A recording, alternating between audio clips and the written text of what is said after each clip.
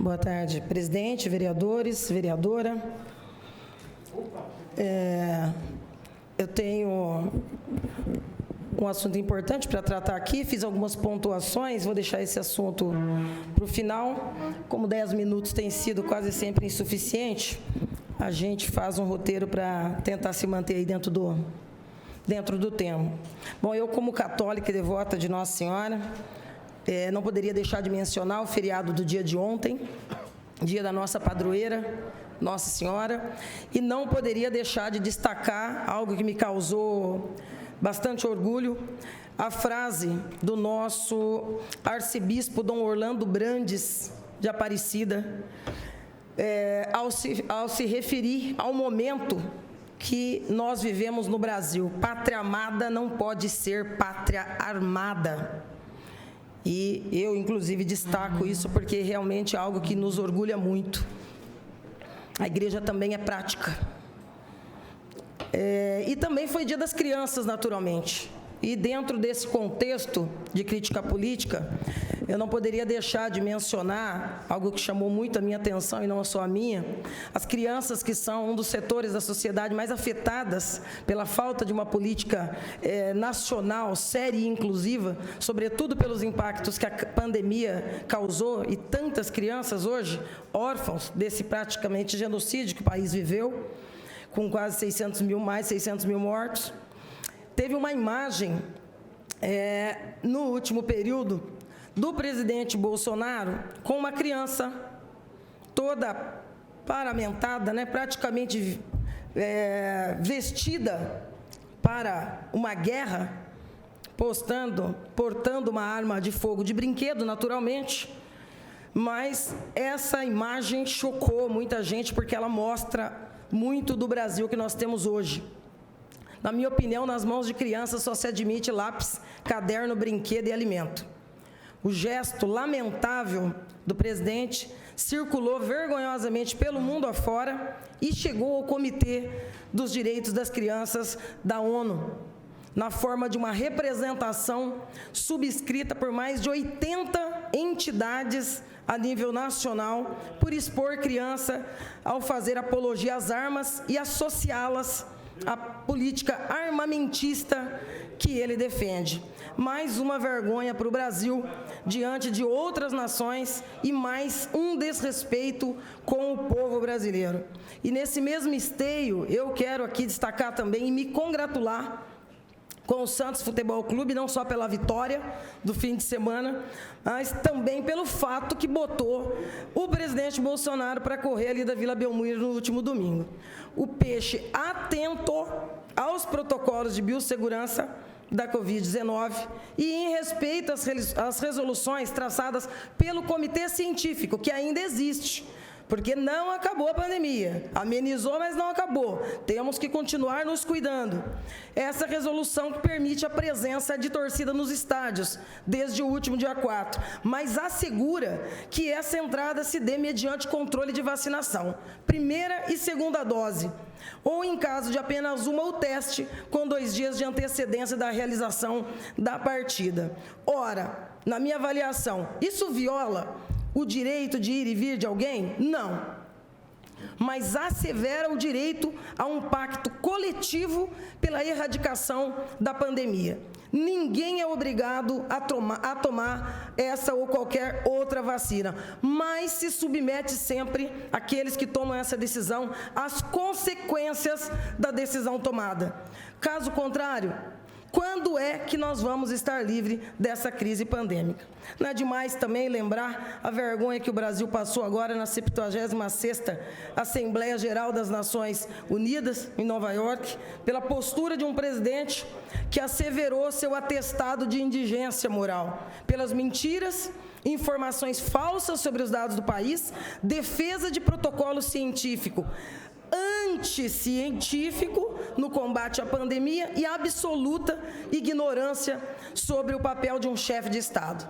Bolsonaro discursou lá como se tivesse no seu cada vez menor cercadinho de fanáticos em Brasília e como ele lidera os que não tomam vacina e se opõem a ela, pagou o mico risco de ter a sua entrada em restaurantes fechados vetada lá em Nova York, porque desde agosto, Nova York já adota a dita chave de acesso a Nova York, ou seja, o passaporte da vacina para ambientes fechados. Enfim, para aqueles que, como eu, professam a fé católica, enquanto este ser estiver lá à frente do nosso país, que a nossa padroeira, Nossa Senhora Aparecida, abra o nosso caminho com muita luz e continue intercedendo por nós. E como eu falei aqui do Santos, eu quero falar agora da nossa maquininha vermelha, o Noroeste. As dificuldades que o time está atravessando agora, de fato, acabam nos lembrando, nos reportando ao incêndio lá de 1958.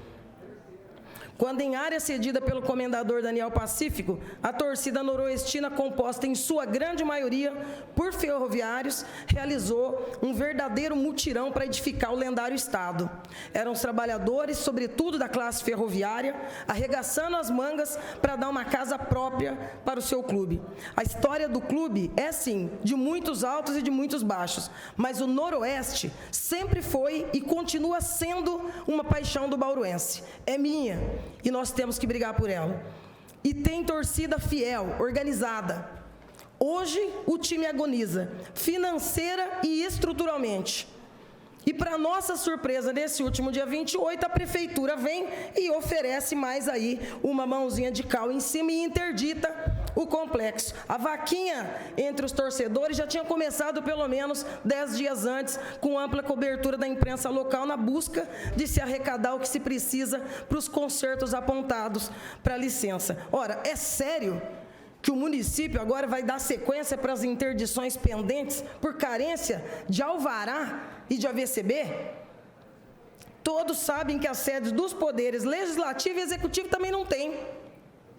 E são ao menos 83 escolas aqui do nosso município que também não possuem. Diversas secretarias, inclusive a secretaria que fez a interdição, que é a CEPLAN. A justificativa para a interdição do estádio do Complexo do Noroeste se baseou numa sugestão do Ministério Público nos autos de uma ação que tramita há tempos. Ora, se a Prefeitura não sabe, o Ministério Público é parte no processo, não o seu julgador. O Noroeste não tem sequer mandado o jogo aqui em casa, se limitando a parcerias com outros clubes do interior para buscar se manter no campeonato e, aliás, os 2 últimos jogos nos trouxe vitórias. Nós sabemos que tem uma decisão do juiz da primeira vara da Fazenda Pública de Bauru, Dr. José Renato da Silva Ribeiro, que prolatou uma sentença reconhecendo uma polêmica jurídica de longa data, onde há sucessivos erros, tanto da parte das diretorias do clube, quanto das sucessivas administrações municipais, mas é fato que, em primeira instância, em sede de juízo de primeira instância, o complexo passa para a prefeitura. Naturalmente, tem recurso na instância superior, mas isso é muito provável, pelas conversas que a gente faz, pelas informações que obtém, que é provável que se mantenha a decisão de que o complexo fique mesmo nas mãos do município. Ora, é para refletir sobre isso, não só sobre a interdição, mas também para a gente pensar muito seriamente, porque nós sabemos o que é que a especulação imobiliária faz nessa cidade. Aquela área é uma área extremamente valorosa, e isso nas mãos do município, com esse sentimento de deixa o time afundar, não dá a mão para levantar, não, deixa acabar de enterrar, ao invés de fazer um movimento contrário, como muitas cidades fazem, buscando ser protagonista para levantar o time, que é o orgulho da cidade, me causa muita preocupação. Por isso, nós chamamos essa audiência pública na próxima sexta-feira, dia 15, às 9 horas, aqui nessa Câmara Municipal. Está convidado todos os vereadores, população, convidamos as autoridades, diretoria do clube, torcida organizada. Eu tenho só mais 30 segundos, já peço só uma deferência, vereador. Eu vou ler depois esse documento aqui, após a denúncia que nós fizemos aqui nessa tribuna, a partir de um documento formal apresentado pelo representante atual, por designação da Justiça, o senhor Gabriel Mota, da ONG Fórum Pro Batalha, nós denunciamos a presença irregular do senhor Cláudio Cofani, não só no Conselho do Município, mas em outros conselhos. Esse alerta foi feito formalmente pelo administrador temporário por decisão judicial, e tanto a Prefeitura quanto o presidente do Conselho ignorou a decisão da Justiça. Nós batemos aqui, pedi artigo 18, essas informações formalmente. Fui surpreendida em tomar conhecimento que foi distribuído nessa última semana um documento da prefeita Suelen Rosim, só agora, final de setembro, determinando a saída imediata do seu Cláudio Cofani, que, portanto, adeus, tchau, tchau, querido, você não tem legitimidade para estar no Conselho, muito menos para ter estado aqui nessa casa causando polêmica. Mas eu quero saber o seguinte, como é que fica a presença e as decisões importantíssimas de obras para sair, para não sair, debates sobre contrapartidas milionárias que aconteceram tendo figuras como Cláudio Cofani ilegalmente participando desse processo de votação. Eu vou esperar o artigo 18 chegar e nós vamos acompanhar as providências.